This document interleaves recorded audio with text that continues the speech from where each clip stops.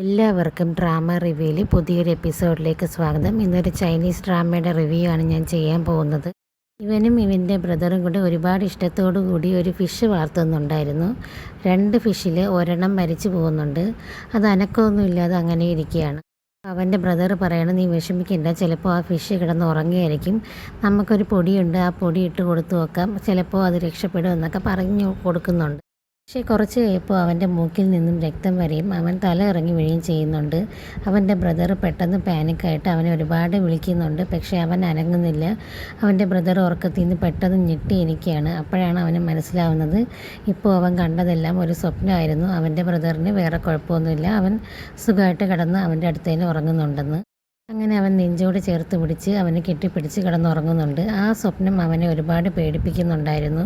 എന്തുകൊണ്ട് ഇവനിപ്പോൾ ഇങ്ങനെ ഒരു സ്വപ്നം കണ്ടു എന്നാലോചിച്ച് അവൻ ഒരുപാട് ടെൻഷൻ അടിക്കുകയാണ്.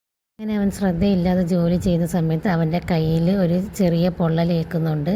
അവൻ്റെ സഹോദരനും ഓടി അവൻ്റെ അടുത്തേക്ക് വന്നിട്ട് ആ മുറിവിൽ നോക്കി പറയുന്നുണ്ട്, എന്ത് പറ്റി, ഇപ്പോഴും ഇല്ലാത്ത പോലെ ഇന്ന് വല്ലാത്ത ചിന്തയിലാണല്ലോ, ഇങ്ങനെ മുറിവൊക്കെ ഇടയ്ക്കിടയ്ക്ക് പറ്റുന്നുണ്ടല്ലോ, എന്ത് പറ്റിയെന്നൊക്കെ ചോദിക്കുന്നുണ്ട്.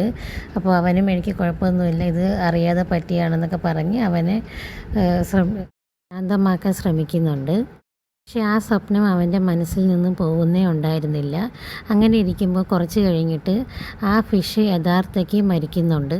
ഇങ്ങനെ അനക്കമില്ലാതെ കിടക്കുകയാണ്. ഇതും കൂടെ ആയപ്പോഴത്തേക്കും അവൻ്റെ മൈൻഡ് ഒരുപാട് ഡിസ്റ്റർബ് ആവുകയാണ്. അവൻ്റെ സ്വപ്നത്തിൽ കണ്ട പോലെയുള്ള കാര്യങ്ങളൊക്കെ നടക്കുന്നത് ആലോചിച്ചിട്ട് അവൻ ഒരുപാട് ഡിസ്റ്റർബ് ആവുന്നുണ്ട്. അടുത്തൊരു ലോങ് വീഡിയോ റിവ്യൂ ആയിട്ട് ഞാൻ വരുന്നതായിരിക്കും. എല്ലാവരും എൻ്റെ ചാനൽ സബ്സ്ക്രൈബ് ചെയ്ത് സപ്പോർട്ട് ചെയ്യുക. താങ്ക്